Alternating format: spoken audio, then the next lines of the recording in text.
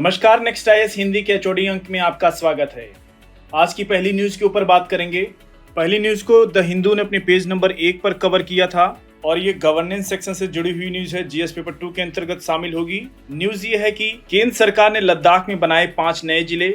केंद्र शासित प्रदेश लद्दाख में 5 नए जिले बनाने की घोषणा की। साथ ही सरकार ने लद्दाख के प्रशासन को निर्देशित किया कि वह एक कमेटी गठित करे जो नए जिलों से संबंधित विभिन्न पहलुओं के साथ सतर्कता पूर्वक समीक्षा करे और उसका समाधान किया जाए। नवगठित कमेटी नए जिलों की सीमाओं, मुख्यालयों, पदों और अन्य पहलुओं पर विचार करेगी। जास्कर, द्रास, शाम, नुब्रा, चांगथांग ये जो नए जिले बन रहे हैं। अब लद्दाख में कुल 7 जिले हो जाएंगे। पहले 2 थे, अब हो जाएंगे 5 और जिले। टोटल अब 7 जिले। इन 5 नए जिलों के जरिए लद्दाख और बेहतर सुशासन और समृद्धि लाने में सहायता होगी। प्रधानमंत्री ने ऐसा कहा। प्रधानमंत्री नरेंद्र मोदी ने सोमवार को लद्दाख के लोगों को बधाई दी और कहा कि अब इन 5 जिलों पर ध्यान अधिक केंद्रित होगा। इन नए जिलों के विकास और समृद्धि पर विशेष बल रहेगा। इससे पहले इसका संचालन उनकी स्वायत्त जिला परिषद करती है। वर्ष 2019 से पहले लद्दाख पूर्व जम्मू और कश्मीर राज्य का एक बड़ा भूभाग होता था। अब बात करते हैं इन 5 जिलों की क्या विशेषताएं हैं। सबसे पहले बात करते हैं जास्कर की। जास्कर पहले लद्दाख के कारगिल जिले की एक तहसील था। यह NH 301 पर कारगिल शहर से 250 किलोमीटर दक्षिण में स्थित है। जास्कर माउंट रेंज में जास्कर घाटी को सिंधु घाटी से अलग करती है। इसकी औसत ऊंचाई 6000 मीटर है। हरित क्षेत्र पुराने मठों जैसे जोंगला जो खुल के लिए भी प्रसिद्ध है। अब बात करते हैं द्रास की। द्रास को हेम बख्श यानी बर्फ की धरती भी कहते हैं। यह कारगिल के पास स्थित शहर और हिल स्टेशन है जो जिला दर्रे और कारगिल के बीच NH 1 पर स्थित है और इसे लद्दाख का प्रवेश द्वार भी कहा जाता है। दुनिया का दूसरा सबसे ठंडा निवास स्थान है। कारगिल के नजदीक स्थित यह क्षेत्र अपने कम टेम्परेचर और सुंदर परिदृश्य के लिए प्रसिद्ध है। अब बात करते हैं शाम जिले की। लद्दाख का नया जिला शाम खुबानी घाटी के रूप में भी जाना जाता है जो कि लद्दाख के पश्चिमी भाग में रमणीय क्षेत्र है। हिमालय के बीच बसी यह शांत घाटी लुभावने पर्यटन स्थलों, समृद्ध सांस्कृतिक विरासत व शांत गांवों के लिए भी जानी जाती है। घाटी की विशेषता खुबानी और सेब के बाग हैं। यहाँ भारतीय सेना को समर्पित एक म्यूजियम भी है। अब बात करते हैं नुब्रा की। यह जिला नुब्रा पुराने सिल्क रूट का हिस्सा है। इसे फूलों की घाटी भी कहते हैं। यह घाटी काराकोरम दर्रे के जरिए पूर्वी तिब्बत से जोड़ती है। नुब्रा घाटी सदियों पुराने गोम्पा, गर्म सल्फर स्प्रिंग्स, कम ऊंचाई वाले रेत के टीलों, 2 कुबड़ वाले बैक्टीरियन ऊंटों और पहाड़ों, नदियों और रेगिस्तान के एक अनोखे संगम के लिए भी प्रसिद्ध है। यह सियाचिन ग्लेशियर का प्रवेश द्वार माना जाता है नुब्रा। अब बात करते हैं अंतिम जिले चांगथांग की। चांगथांग भी जैविक विविधताओं के लिए प्रसिद्ध है। यह लेह से काटकर बनाया गया है। यहाँ पर पृथ्वी की सबसे ऊंची झील त्योत्सो मोरारी है। यहाँ दुनिया का सबसे ऊंचा गांव कोरजोक भी है।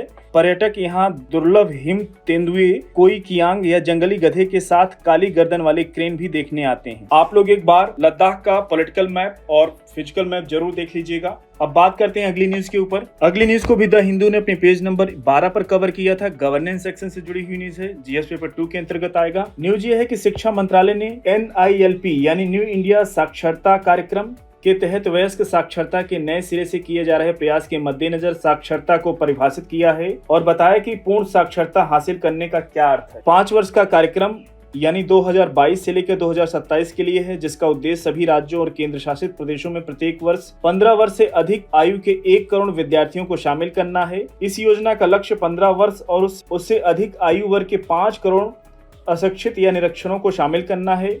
योजना में 5 घटक यानी फैक्टर शामिल किए गए हैं।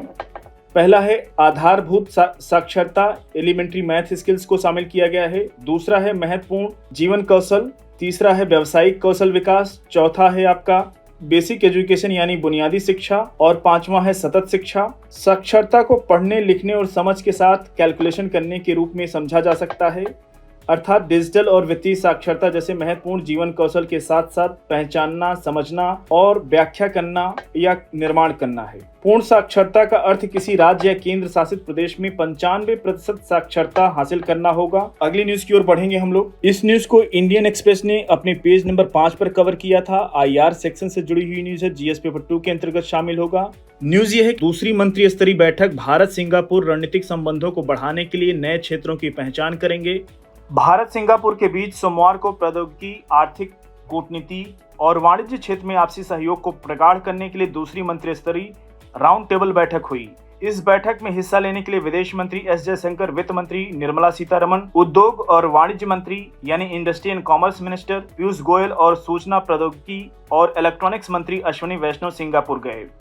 इन चारों मंत्रियों ने सिंगापुर में प्रधानमंत्री लॉरेंस बोंग और राष्ट्रपति टी षणमुगरत्नम से भी अलग अलग बैठकें की। प्रधानमंत्री नरेंद्र मोदी की जल्द ही प्रस्तावित सिंगापुर यात्रा के लिहाज से भी इस बैठक को काफी अहम माना जा रहा है। पूरे साउथ चाइना सी में चीन आक्रामक रवैये को देखते हुए सिंगापुर लगातार भारत के साथ अपने कूटनीतिक और रणनीतिक संबंधों को मजबूत करने की कोशिश कर रहा है। सोमवार को हुई बैठक इस संदर्भ में भी देखा जा रहा है। बैठक में सिंगापुर की तरफ से उप प्रधानमंत्री किम योंग, विदेश मंत्री विवियन बाला और गृह मंत्री व कानून मंत्री के षणमुगम, डिजिटल व सूचना मंत्री जे तियो ने भी हिस्सा लिया। बैठक में समकालीन संबंधों के संदर्भ में ज्यादा वार्ता हुई है। उल्लेखनीय बात यह है कि सिंगापुर भारत के लिए प्रत्यक्ष विदेशी निवेश यानी वर्ष 2023-24 में सिंगापुर भारत के लिए FDI का सबसे बड़ा सोर्स रहा है, जिसमें अनुमानित रूप से 11.77 अरब डॉलर का फ्लो हुआ है भारत में। आगे बढ़ते हैं हम लोग अगली न्यूज की ओर। अगली न्यूज को इंडियन एक्सप्रेस ने कवर किया था और ये स्पेस सेक्शन से जुड़ी हुई न्यूज है। GS पेपर 3 के लिए इंपॉर्टेंट है।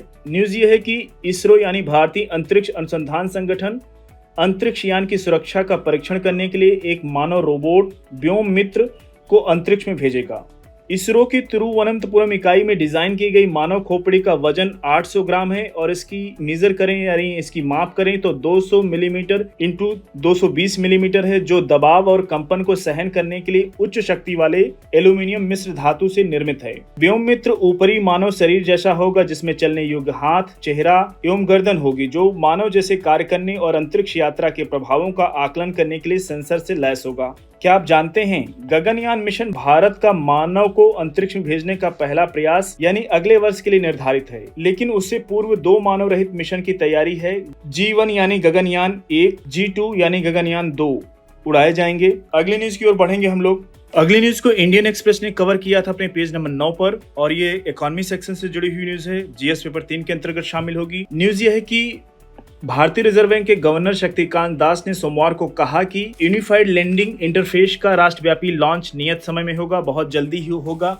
RBI गवर्नर ने कहा कि बाधा रहित कर्ज वितरण के लिए जल्द ही लॉन्च किया जाएगा नया प्लेटफॉर्म। आप जानते हैं कि UPI यानी यूनिफाइड पेमेंट इंटरफेस की तरह जिसने देश में खुदरा भुगतान प्रणाली में क्रांति ला दी है, उसी तरीके से यूनिफाइड लेंडिंग इंटरफेस ऋण देने के परिदृश्य को बदल देगा। यूनिफाइड लेंडिंग इंटरफेस प्लेटफॉर्म कई डेटा सेवा प्रदाताओं से ऋणदाताओं तक विभिन्न राज्यों के भूमि रिकॉर्ड सहित डिजिटल सूचनाओं की निर्बाध और सहमति आधारित प्रवाह की सुविधा प्रदान करेगा। यह विशेष रूप से छोटे और ग्रामीण उधारकर्ताओं के लिए ऋण असेसमेंट यानी लोन मूल्यांकन में लगने वाले समय को कम करेगा। उन्होंने कहा कि यूनिफाइड लेंडिंग इंटरफेस आर्किटेक्चर में सामान्य और मानकीकृत एप्लीकेशन प्रोग्रामिंग इंटरफेस है, जिन्हें विभिन्न स्रोतों से सूचनाओं तक डिजिटल पहुंच सुनिश्चित करने के लिए प्लग एंड प्ले दृष्टिकोण के लिए डिजाइन किया गया है। यह प्लेटफॉर्म कई तकनीकी एकीकरण को कम करेगा और उधारकर्ताओं को व्यापक दस्तावेजीकरण की आवश्यकता के बिना लोन की निर्बाध डिलीवरी और तेज टर्नराउंड समय का लाभ उठाने में सक्षम भी करेगा। अगली न्यूज की ओर बढ़ेंगे हम लोग। अगली न्यूज को PIB ने कवर किया था। IR सेक्शन से जुड़ी हुई न्यूज है। GS पेपर 2 के अंतर्गत शामिल होगा। न्यूज ये है कि भारत ऑस्ट्रेलिया सेका वार्ता का 10वां दौर 19 से 22 अगस्त 2024 को सिडनी में माल, सेवा, डिजिटल व्यापार, सरकारी खरीद, उत्पत्ति के नियम और कृषि तकनीकी के क्षेत्र में आयोजित किया गया। ऑस्ट्रेलिया भारत का एक महत्वपूर्ण व्यापार और रणनीतिक साझेदार है। दोनों देश 14 देशों के Indo Pacific economic forum for prosperity और त्रिपक्षीय आपूर्ति श्रृंखला लचीलापन पहल का एक हिस्सा हैं, जिससे क्षेत्र में आपूर्ति श्रृंखला लचीलापन मजबूत होने की उम्मीद है।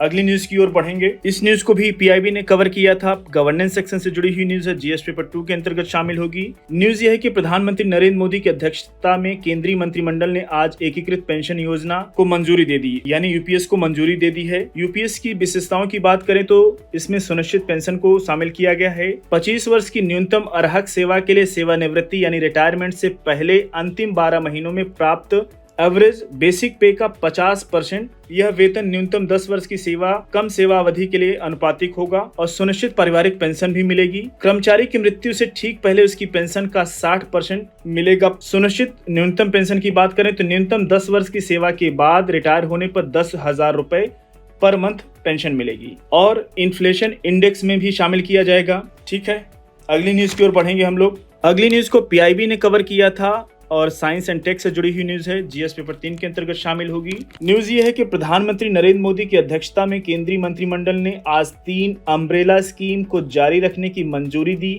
जिन्हें विज्ञान और प्रौद्योगिकी विभाग यानी डिपार्टमेंट ऑफ साइंस टेक की एकीकृत केंद्रीय योजना विज्ञान धारा में विलय कर दिया गया है। इस योजना के 3 व्यापक घटक हैं: विज्ञान और प्रौद्योगिकी, संस्थागत और मानव क्षमता निर्माण, अनुसंधान और विकास और नवाचार, प्रौद्योगिकी विकास। अगली न्यूज की ओर बढ़ेंगे हम लोग। इसको ऑल इंडिया रेडियो ने कवर किया था। स्पेस सेक्शन से जुड़ी हुई न्यूज है, जीएस पेपर 3 के अंतर्गत शामिल होगी। न्यूज यह है कि हरिकेन और टाइफून शब्द उष्णकटिबंधीय चक्रवातों के क्षेत्रीय नाम हैं। सभी उष्णकटिबंधीय चक्रवात इस मायने में एक जैसे होते हैं, वे क्षैतिज घूर्णनशील हवा को शक्ति देने के लिए समुद्र की सतह पर उष्ण पानी यानी गर्म पानी से गर्मी खींचते हैं। आकार में समान होने के बावजूद उष्णकटिबंधीय चक्रवातों में सिनोप्टिक चक्रवातों की तुलना में एक अलग ऊर्जा स्रोत होता है, जो तूफान प्रणाली होती है और मौसम के मोर्चों और धाराओं यानी जेट स्ट्रीम से अपनी ऊर्जा खींचती है।